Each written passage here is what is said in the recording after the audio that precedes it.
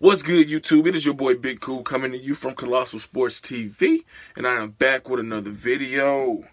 This is the weekend predictions video. We have a lot of fights going on this weekend.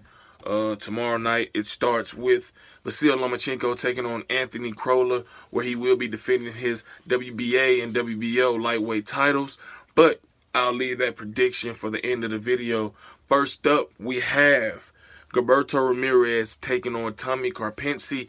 This will be Ramirez's 175-pound debut. Although he still holds the WBO super middleweight title, he is one of testing the waters at 175 to see how effective or ineffective he may or may not be.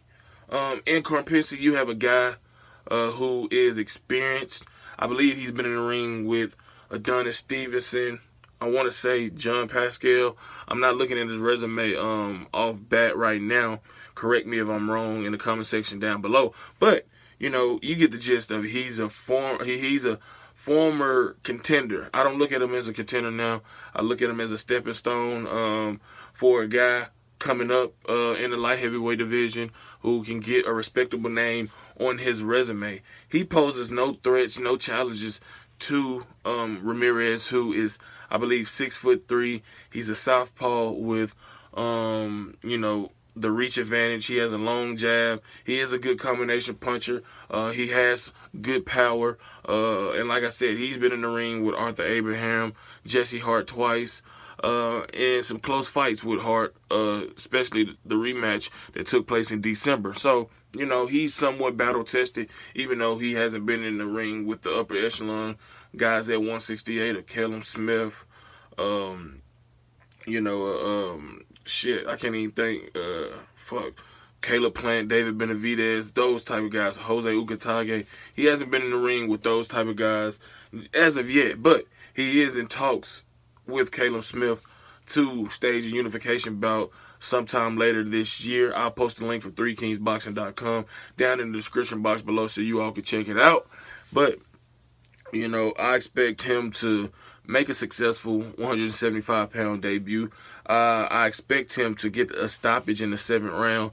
Also be looking to see if he's tightened up on his defense, not square himself up so much, not give his height, because he tends to crouch over, which takes that 6'3" frame, makes him about 5'11", 6 feet, which is no good.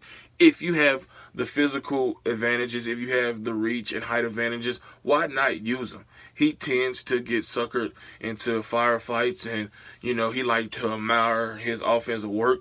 They call that taking a picture. And when he does that, he leaves himself open for, punches to be thrown back, and he has been hit with some punches because, he's hittable. He squares himself up. He gives his height away. He doesn't stick behind that jab consistently like you would like for a guy who's a champion and is so advanced in his career. But I think with all that being said, he still gets by Tommy Karpency rather easily. I see him stopping Karpency in the 7th round to make a successful 175-pound debut. But a lot of eyes will be on him because although this is deemed temporarily, this move is not too far in the future from happening permanently. And you got guys like Dmitry Bivol, Sergey Kovalev, Artur Beterbiev, and Alexander Usyk, who are the champions at 175.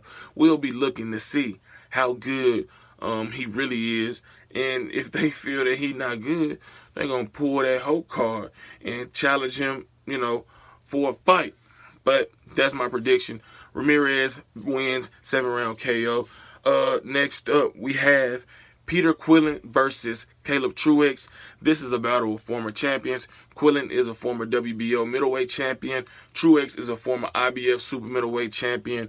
He won that title 2 years ago when he defeated James DeGale by a major upset in his backyard. He went on to lose that by a close, I think, split decision over here in America in a lackluster fight to James DeGale. But Quillin-Truax has been in the ring with Anthony Durrell, got knocked out. He's been in the ring with Daniel Jacobs.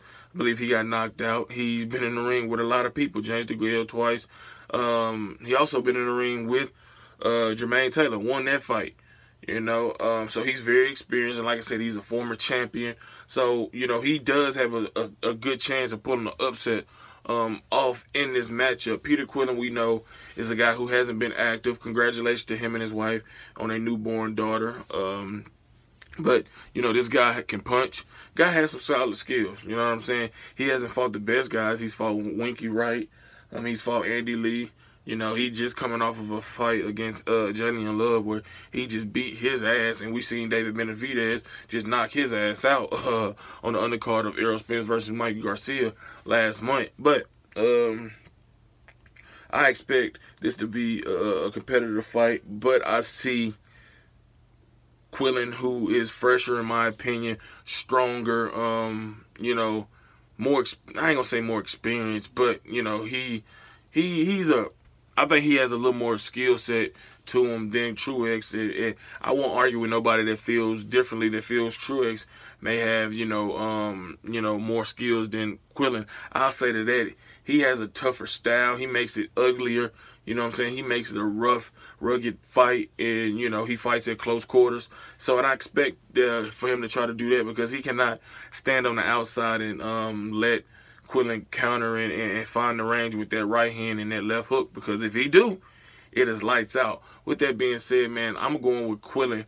I think he's going to get a stoppage later in this fight. I say 10th round TKO to continue to put himself in position for a potential title shot at one of the 168-pound champions like a Caleb Smith, the winner of Anthony Dirrell versus Jose Benavidez.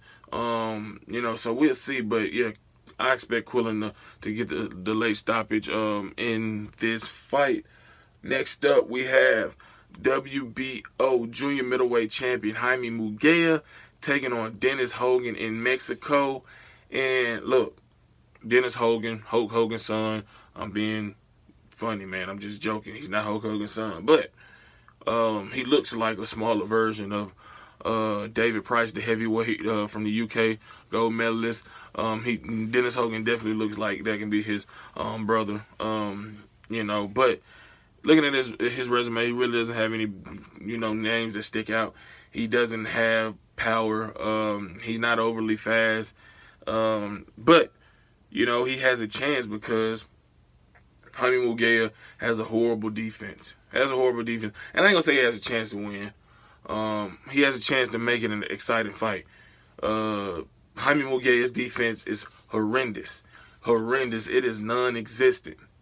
But offensively, he's a terrific fighter. He's a two-handed fighter. He's a big puncher, shown to have a good chin. He's resilient. He's a pressure fighter. He comes and comes and comes and wears you down.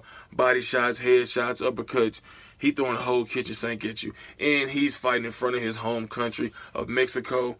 And I just don't see him being bothered, being fazed by Dennis Hogan, who will not have the firepower in his punches to keep Munguia off of him. He doesn't have the quick feet to put Munguia out of position. He doesn't have the counter ability to stay on the outside and, you know, box him. You know, he's just not overly athletic, or overly fast, not overly strong. You know, he's a solid fighter, but he poses no threat, in my opinion, against my, you know, Jaime Munguia. And I think that Munguia will get him out of there.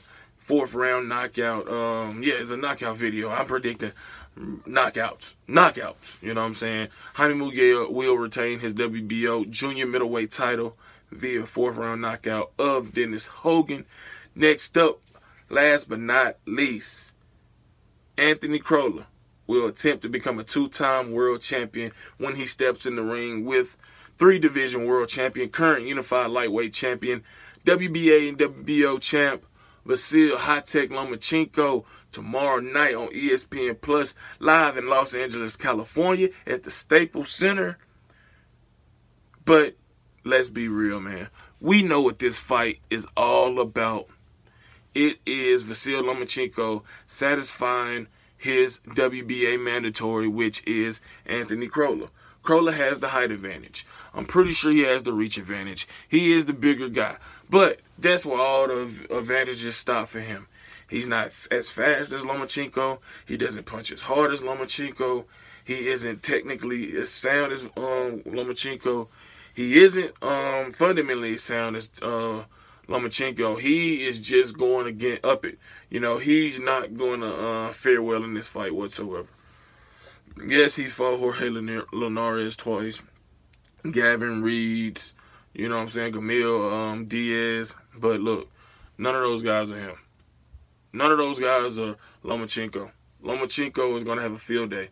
This fight was made due to Richard Comey suffering a broken knuckle on his right hand. That's the only reason we get in this fight right now, because it was all intention to see a unification bout. But this fight is here. This is the fight we have. And I expect Vasyl Lomachenko, who will be making this, you know, being his second fight since returning from shoulder surgery, that he had last year. In his first fight, he defeated Jorge Pedraza, where he didn't look his best, but that's understandably so, because he was shaking off that ring rust and getting reacclimated to actual combat fighting with no headgear, no 16-ounce gloves, no none of that. You know what I'm saying?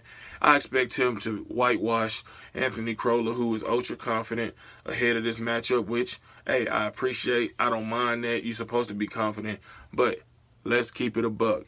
He getting that ass beat come tomorrow night. No ifs, ands, buts about it. He ain't messing with Vasyl Lomachenko. Lomachenko gonna outbox him. He gonna switch from offense to defense. He's gonna put Crolla in the matrix. That motherfucker gonna wish he had the blue pill, the red pill, the yellow pill, the green pill, goddamn the HGA steroids, sledgehammer. He gonna need something extraordinary to defeat Vasyl Lomachenko. If Lomachenko lose tomorrow night, I will be stunned.